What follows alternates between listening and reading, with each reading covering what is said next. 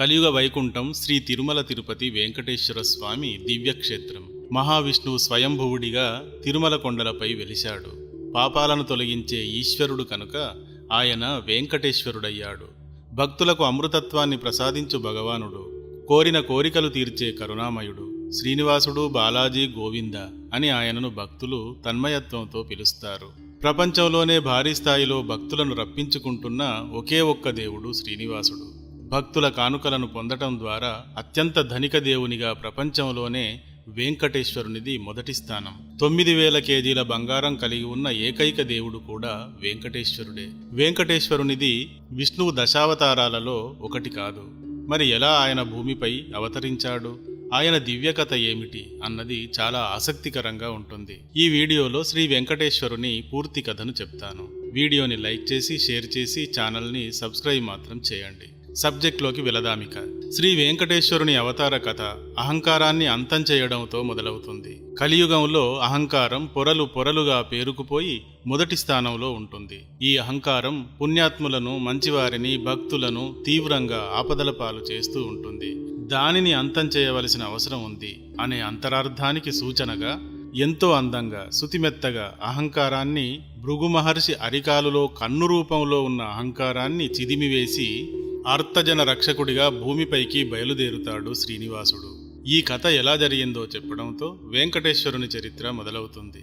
పూర్వకాలంలో ఒకసారి కశ్యపుడు మరికొంతమంది మహర్షులు గంగా నదీ తీరంలో యజ్ఞం చేయడం ప్రారంభించారు. అక్కడకు నారద మహర్షి వచ్చాడు. ఈ యాగాన్ని మీరు ఎందుకు జరుపుతున్నారు?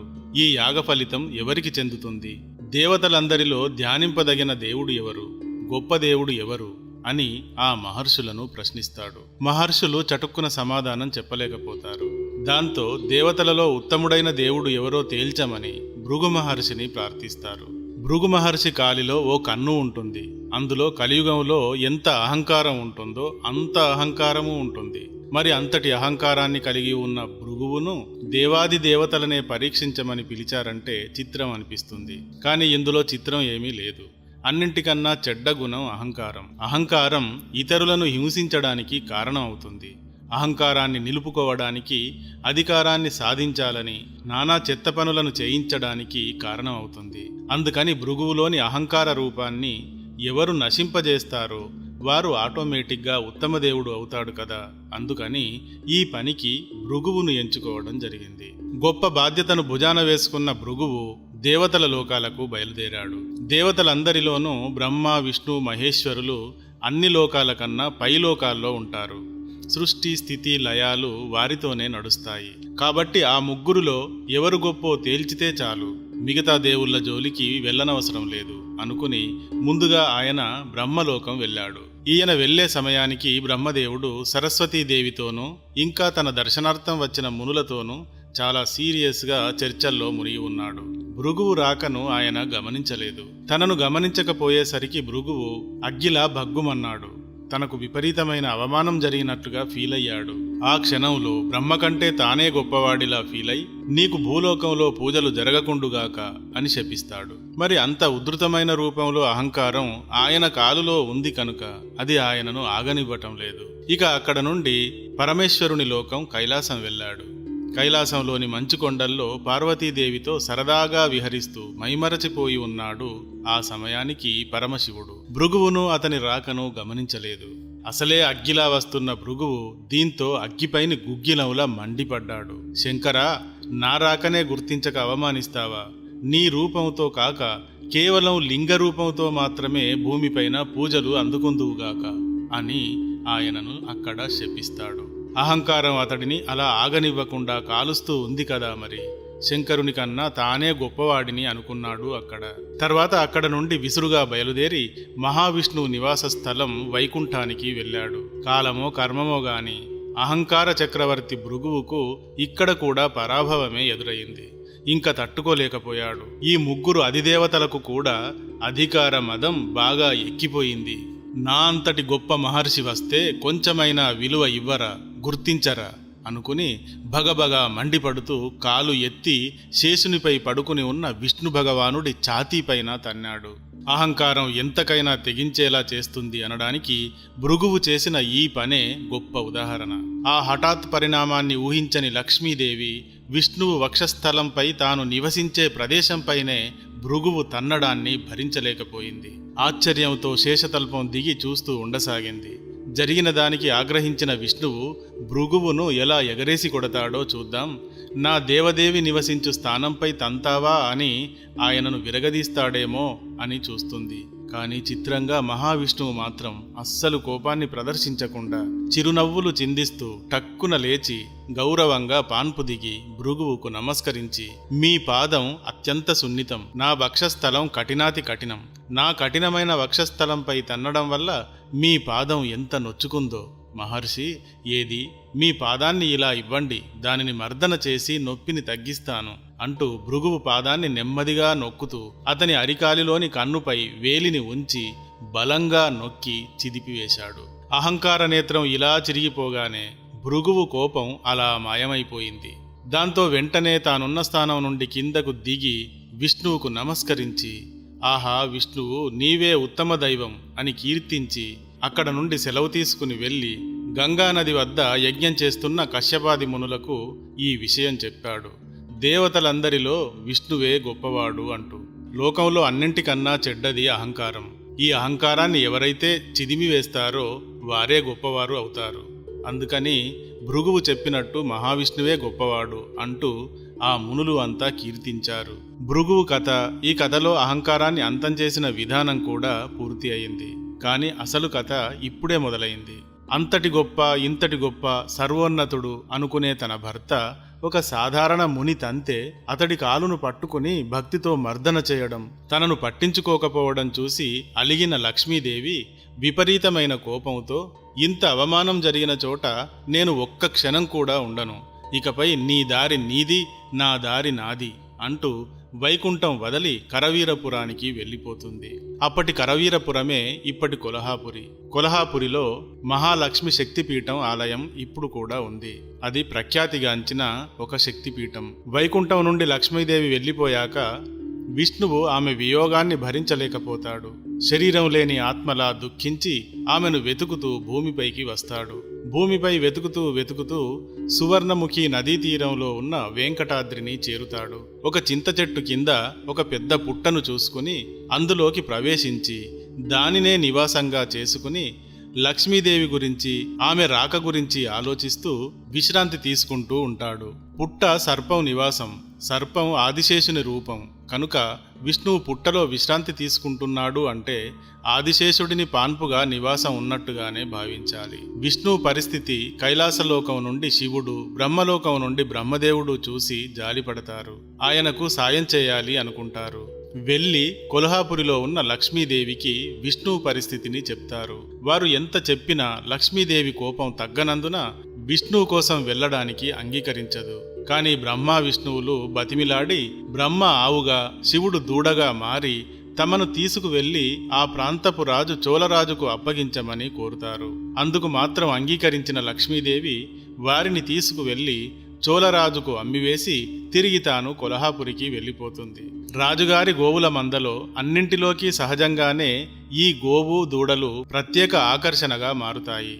గోవులా ఉన్న బ్రహ్మ అన్ని గోవుల కంటే ఎక్కువగా పాలు ఇవ్వడంతో చోళరానికి ఆ గోవు పట్ల ఆసక్తి కలుగుతుంది. ఎంత పెద్ద మందలో ఉన్నప్పటికీ ఆ గోవును వెంటనే గుర్తుపట్టగలుగుతుంది. అలా చోళరాజు ఆవుల మందలో చేరిన బ్రహ్మ, శివులు ఆవు, దూడ రూపంలో వెంకటాద్రిపైకి రోజు మేతకు వెళుతూ ఉంటాయి. వెంకటాద్రిపైకి చేరగానే విష్ణువు నివాసం ఉంటున్న చింత చెట్టును వెతికి అక్కడకు వెళ్ళేది.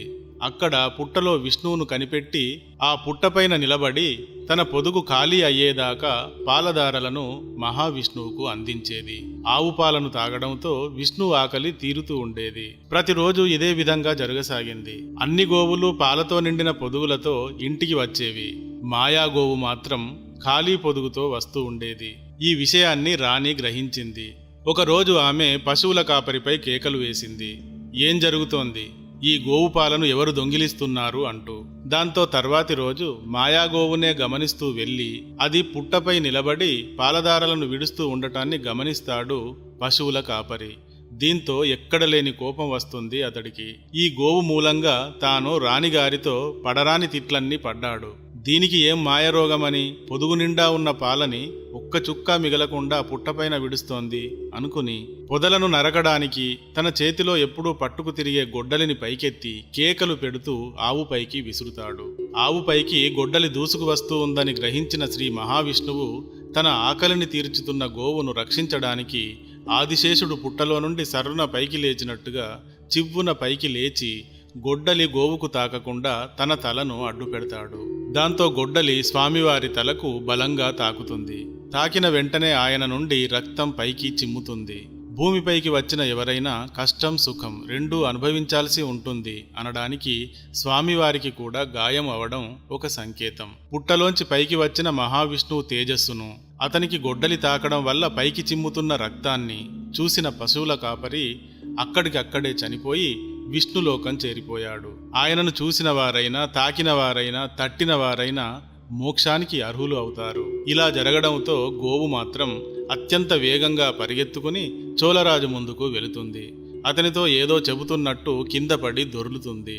గోవు ఏదో చెబుతోంది, అది ఏమిటో కనిపెట్టమని రాజు ఒక గూఢచారిని నియమిస్తాడు. ఆ గూఢచారి ఆవు తీసుకువెళ్లిన దిక్కుగా వెళతాడు. వెంకటాద్రిపైన చింత చెట్టు కింద ఉన్న పుట్టలోంచి పైకి చిందుతున్న రక్తం ధారలను చూస్తాడు. ఆ పక్కనే చచ్చిపడి ఉన్న పశువుల కాపరిని కూడా చూస్తాడు. అది ఏమిటో సరిగ్గా అర్థం కాక భయపడిన ఆ గూఢచారి వణుకుతూ వెళ్లి రాజుకు తాను చూసింది చెప్తాడు. రాజు కూడా ఆశ్చర్యపోతూ గూఢచారి వెంట పుట్ట వద్దకు వెళ్లి ఆ చిత్రాన్ని చూసి నిస్తేజుడు అవుతాడు. చోళరాజు పుట్ట వద్దకు రాగానే మహావిష్ణువు పుట్టలో నుండి బయటకు వచ్చి, చోళరాజా, నీ ఒక దుర్మార్గుడివి.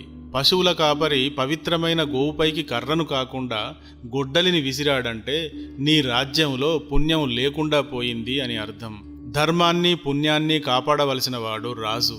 ఈ పనిని నీవు చేయలేదు కనుక నీవు ఇకపై పిశాచమైపోదువుగాక అని శపిస్తాడు. దాంతో వెంటనే పిశాచంలా మారిపోయిన చోళుడు, స్వామి, ఇంత పెద్ద శిక్షను ఎలా అనుభవించాలి? ఎంతకాలం అనుభవించాలి? ఈ శాపం తొలిగేది ఎప్పుడు అంటూ స్వామికి సాష్టాంగ పడతాడు. అందుకు శ్రీనివాసుడు, రాజా, గోవు నాకు పాలిస్తోంది అంటే ఈ విశ్వాన్ని రక్షిస్తోంది అని అర్థం. గోవు ధర్మానికి రూపమని అర్థం.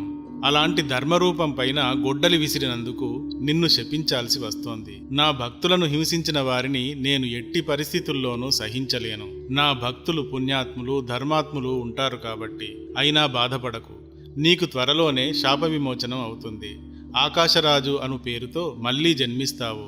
తర్వాత నీ కూతురును నాకు ఇచ్చి వివాహం జరిపిస్తావు అంటూ శాప విమోచనాన్ని చెప్తాడు. దాంతో చోళరాజు పిశాచంలా ఎగురుతూ ఎటో వెళ్ళిపోతాడు. శ్రీనివాసుడు వెంకటాద్రిపైన తిరుగుతూ లోకంలో జరుగుతున్న పాపపుణ్యాలను గమనిస్తూ ఉంటాడు. అలా తిరుగుతున్నప్పుడు వెంకటాద్రి కొండపైన ఒకరోజు ఎంతో కాలంగా నివసిస్తూ ఉంటున్న వరాహస్వామి ఎదురుపడతాడు.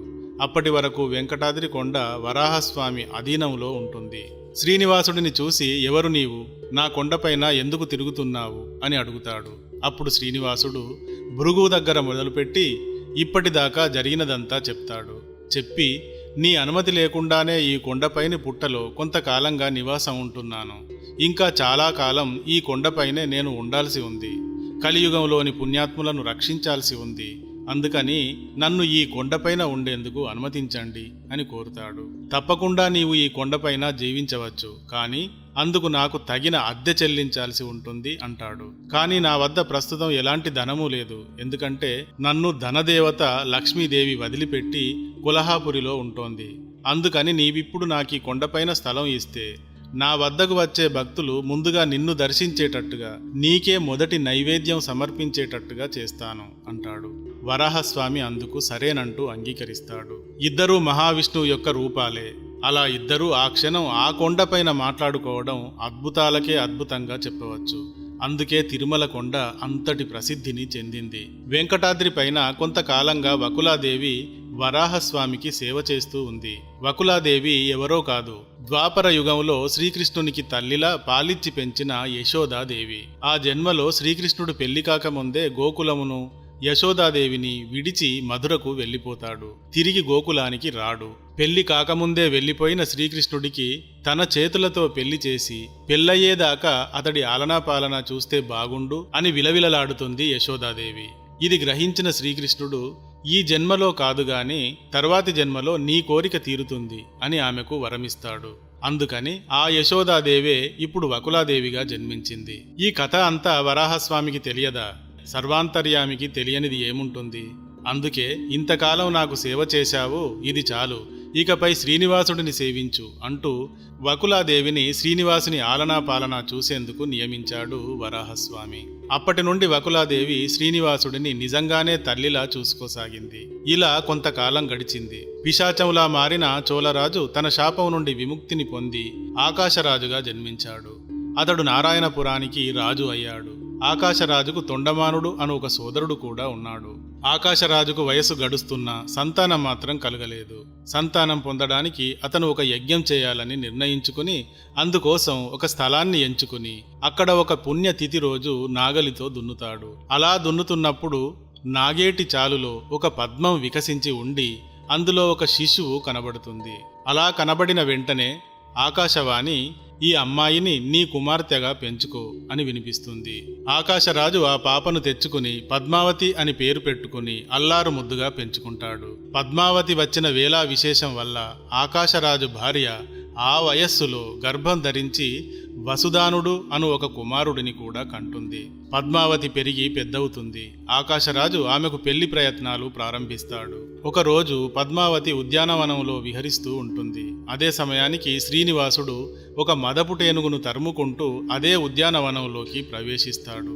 అక్కడ పద్మావతి శ్రీనివాసులు ఒకరిని ఒకరు చూసుకుంటారు. ఒకరి వివరాలు ఒకరు అడిగి తెలుసుకుంటారు. తర్వాత పద్మావతి అక్కడ నుండి వేగంగా వెళ్ళిపోతుంది. పద్మావతిని చూసి ఆమెను మనస్సులో వరించిన శ్రీనివాసుడు ఇంటికి వచ్చి దిగాలు పడి పడుకుంటాడు.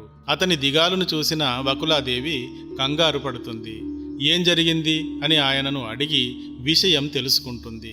తరువాత నారాయణపురం వెళ్లి ఆకాశరాజును కలిసి అతనికి శ్రీనివాసుని గురించి వివరించి పద్మావతితో శ్రీనివాసునికి పెళ్లి కుదిరిస్తుంది.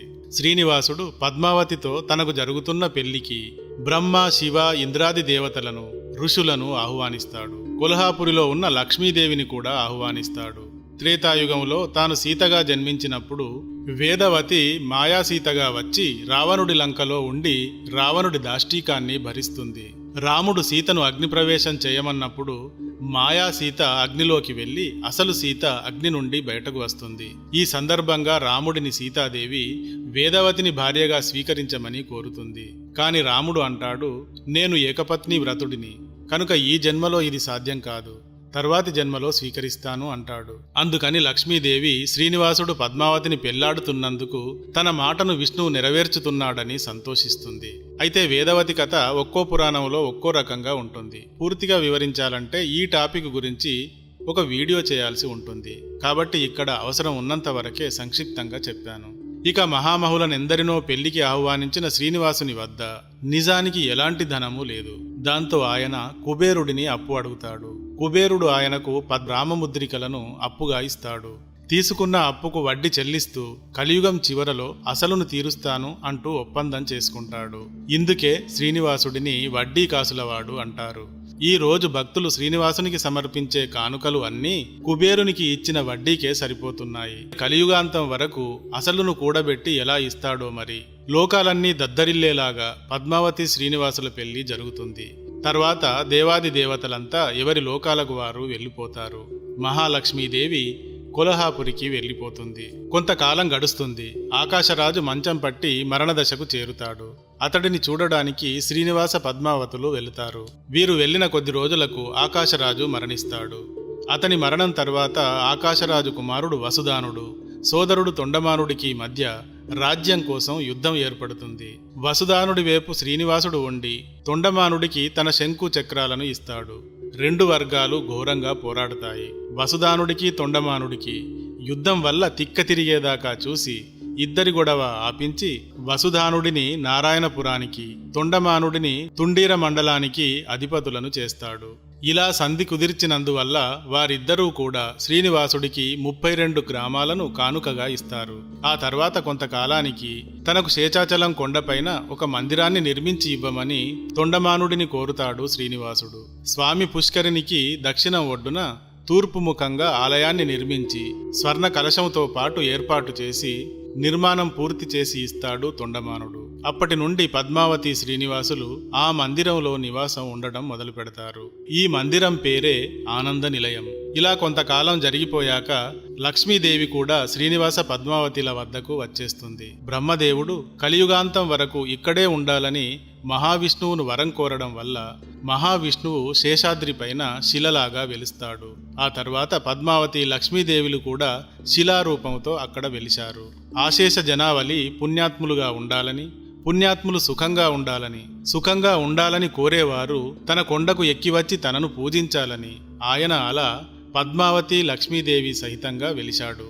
స్వామివారికి స్వల్పమైన పూజ, కొద్దిపాటి దానం చేసిన ప్రసన్నుడు అవుతాడు. కోరిన కోరికలు తీరుస్తాడు. లోకంలో ధర్మాన్ని, పుణ్యాన్ని, దైవభక్తిని కలియుగాంతం దాకా కాపాడడానికి వెంకటేశ్వరుడు తిరుమలపై వెలిశాడు. ఇది శ్రీ వెంకటేశ్వర స్వామి దివ్య కథ. ఈ వీడియో కానీ నచ్చితే లైక్ చేయండి, షేర్ చేయండి, సబ్స్క్రైబ్ చేయండి. Thank you.